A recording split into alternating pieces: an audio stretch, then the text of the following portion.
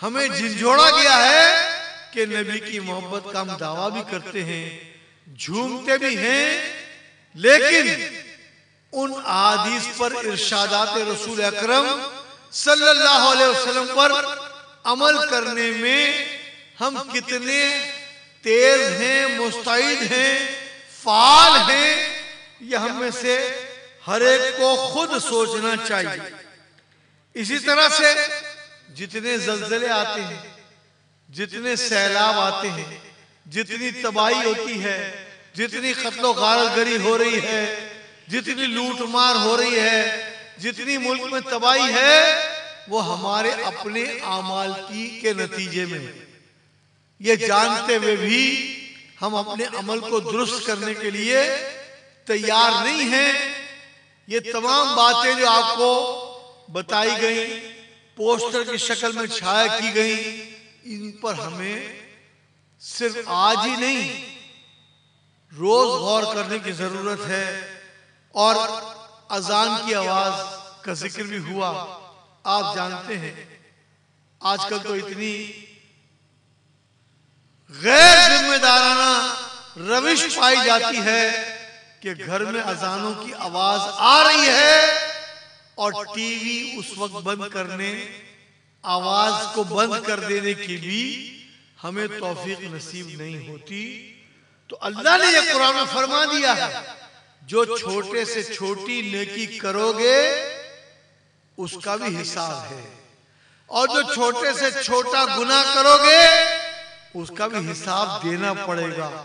ऐसा नहीं है कि ये चीजें नोट नहीं हो रही हैं। अब तो आप समझ सकते हैं, एक छोटी सी सीडी आती है, छोटी सी, वजन उसका 10 सीढ़ियों का मिला भी लिया जाए एक छटांग नहीं होता, लेकिन उस एक सीडी के अंदर 1000 सवालात और उनके जवाबात दीन के बारे में मौजूद होते हैं। लेकिन हमें फुर्सत नहीं उसके पढ़ने की, हमें किताब पढ़ने की फुर्सत नहीं है, और अजान का एहतराम करने की फुर्सत नहीं है। इसके लिए वईदें, सख्त किस्म के अजाब के बारे में बातें अहादीस में मौजूद हैं। लेकिन अहादीस हम पढ़ें तो ना, हमारे तो कॉलेज में, स्कूल में, यूनिवर्सिटी में अहादीस पढ़ाना अमलन ममनू है, पढ़ाई नहीं जाती। तो जाहिर है उसके नतीजे में हमारे माशरे में इंतशार है, घर घर इंतशार है, बिल्डिंग बिल्डिंग इंतशार है, मोहल्ले मोहल्ले इंतशार है, और हमारे पूरे शहर में इंतशार है। ये पोस्टर जो आपको तकसीम किया जा रहा है वो इसलिए नहीं है कि लपेट के रख करके जेब में डाल के नहीं, फ्रेम बना लें, घर में रखें, थोड़े थोड़े दिनों बाद इसके अशार पर गौर करें।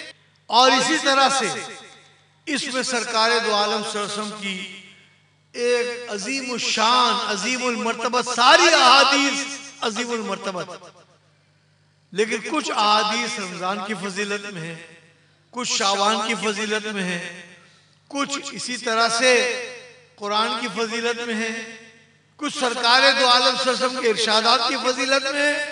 यह हदीस शरीफ जो है पूरी जिंदगी में कामयाबी से जिंदगी गुजारने के लिए और औलाद को अच्छा इंसान, अच्छा मुसलमान बनाने के लिए एक तरफ नज़म है और दूसरी तरफ यह हदीस शरीफ है। मैं तवक्को करता हूं कि आप कम से कम इतनी तकलीफ कर लेंगे कि इसको फ्रेम करा लें, घर में लगा लें, ड्राइंग रूम में रखें, कोई मेहमान भी आए तो वो खड़ा होकर पढ़े, और जहां पंखा लगाओ उसी साइड पे, ताकि क्योंकि इसको पढ़ने में 5-7 मिनट उसको खड़ा होना पड़ेगा, ऊपर उसको पंखा भी, हवा भी मिल रही हो, कि एसी की तरह से बिजली होगी तो मिलेगा वैसे। लेकिन बहरहाल ये हमारा काम है। और इसकी 2-3 बातें आपको मैं छोटी छोटी सुना देता हूं। रिज्क में कुशादगी चाहते हो तो हमेशा बावजू रहो, ईमान की तकमील चाहते हो अच्छे अखलाक कर लो, दुआओं की कबूलियत चाहते हो हराम खाने से गुरेज करो। आप बाकी पढ़ने की खुद भी कुछ सवाब हासिल करें, इसलिए मैंने उसके 3 नुक्ते पढ़े हैं। ये ऐसे नुक्ते हैं जो अगर हमें याद हो जाए, हम याद कर लें, तो हमारी जिंदगी, हमारा घर संवर जाएगा, बेहतर हो जाएगा। घर में सुकून और इत्मीनान की दौलत हमें नसीब होगी। दूसरे मुकर्रर भी मौजूद हैं, इसलिए मैं अपनी गुफ्तगू को अब मुख्तसर कर रहा हूं। यह है सादात अल हसनी वल हुसैनी ट्रस्ट। बहुत अजीम काम है, बहुत बड़ा काम है। हुकूकुल इबाद यही है कि मैं आपका ख्याल रखूं, आप मेरा ख्याल रखें। तो इन्होंने सादात का ख्याल रखने के लिए, सादात भी हमारे माशरे में रहते हैं, उनकी जरूरियात भी हैं, उनका भी घर है, उनके घर में भी शादी होती है, तमाम मामलात हैं।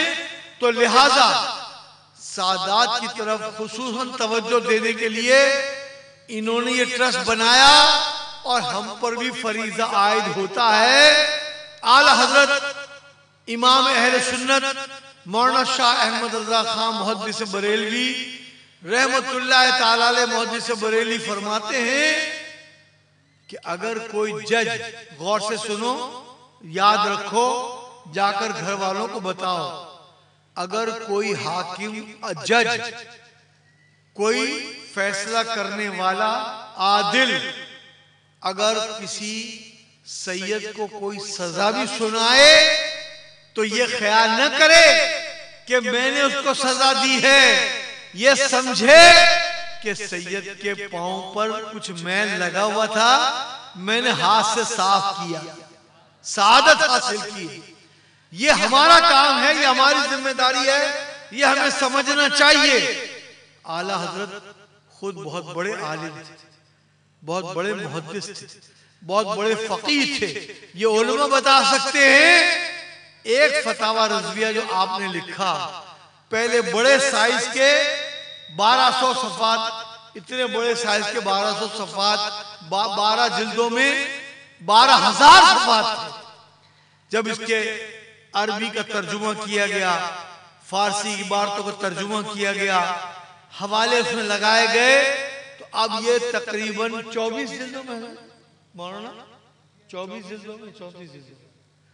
ये अब माशाल्लाह 12 से बढ़ करके एक याददाश्त इस वक्त साथ नहीं दे रही, 30 से जायद जिल्दें फतावा रज़विया की अल्हम्दुलिल्लाह हो गई।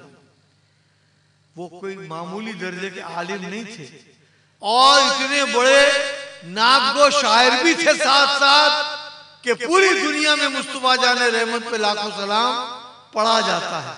लेकिन इस दर्जे के आलिम होने के बावजूद, जब ये सुजुकियां नहीं थी, जब ये मोटरसाइकिल नहीं थी, गली गली कारें नहीं थी, रोड बने हुए नहीं थे, तो किसी बुजुर्ग आदमी को एक जगह से दूसरी जगह लेने के लिए 4 मजदूर उसको उठाते थे और पालकी में एक सवारी में बिठाकर 4 मजदूर, 2 आगे 2 पीछे बिठाकर पहुंचाते थे। आला हजरत अपने मोहल्ले से बैठे, 4 मजदूर उठाने वाले थे, थोड़ा सा मजदूरों ने फासला तय किया तो आला हजरत ने कहा कि पालकी को वही जमीन पर रख दिया जाए। पालकी जमीन पर रखी गई, आप पालकी से फौरन बाहर आए और चारों मजदूरों से मुखातिब होकर कहा कि तुम में से कोई सैयद तो नहीं है? मुझे सादात की खुशबू आ रही है। हमारे तो अमाल ऐसे हैं, हमारे को खुशबू भी क्या आएगी, हमें अल्लाह हिदायत दे। लेकिन वो इतने बड़े आलिम दीन, चारों मजदूरों ने कहा कि मजदूरों से मजदूरी कराई जाती है, काम लिया जाता है, उनसे पूछा नहीं जाता कि आप सैयद हो या गैर सैयद हो। 3 मजदूरों ने तो खुलेआम कह दिया हम सैयद नहीं। एक आदमी ने कहा कि हजरत मैं तो एक वर्कर हूं, कारकुन हूं, मजदूरी करता हूं, इसलिए आप ये बात न पूछें, आप सवार हो, हम आपको आगे तक छोड़ दें। आपने कहा नहीं, पहले मुझे बताओ, ये तीनों ने तो बता दिया आप सैयद हैं कि नहीं। उन्होंने कहा मैं सैयद हूं।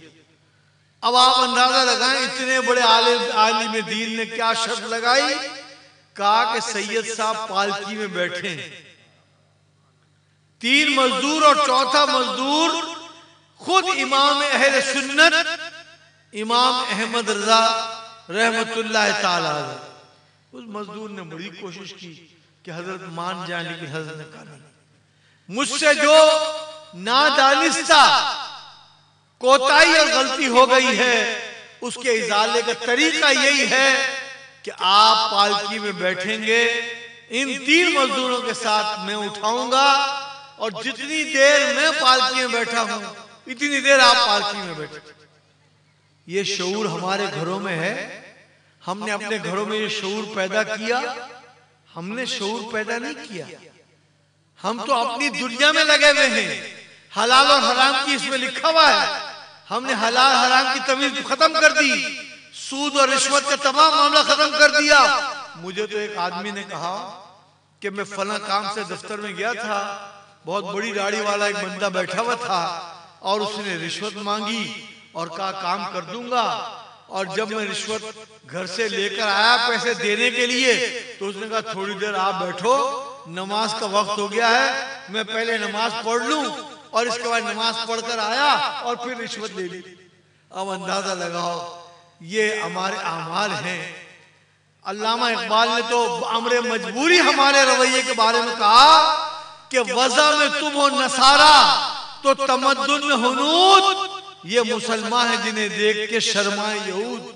ये हमारा रवैया हो गया है। अब ये सादात अल हसनी वल हुसैनी वेलफेयर ट्रस्ट आपको पैगाम देने के लिए, ये सारा मैसेज देने के लिए आप सबको जमा किया गया है। और इसके अलावा खास बात ये भी अर्ज करूं कि ये खाली जलसे नहीं करते, ये खाली जिक्र की महफिलें नहीं करा रहे, ये खाली वेलफेयर के काम नहीं कर रहे, ये मदरसे भी चला रहे हैं। हाँ, और जाहिर है जैसा कि मैंने अर्ज किया, सारा काम हजरत की सरपरस्ती में जाहिरी तौर पर भी और रूहानी सरपरस्ती इनके वालिद बुजुर्गवार की है, और रूहानी इनके की सरपरस्ती इनकी नानी अम्मा जान रदी अल्लाह ताला अन्हा की है कि जिनसे अल्हम्दुलिल्लाह हमने बहुत दुआएं ली। हम आज कुछ हैं तो इनकी नानी जान की दुआओं के सदक़े में है। इसलिए अकल दौड़ानी छोड़ दो, इश्क वाले बनो। अकल देती रही मुझको धोखे सदा, इश्क था जिसने मंजिल पे पहुंचा दिया, और अकल से दुश्मनी पर ज़रूरी अगर कोई उंगली उठाए तो मैं क्या करूं।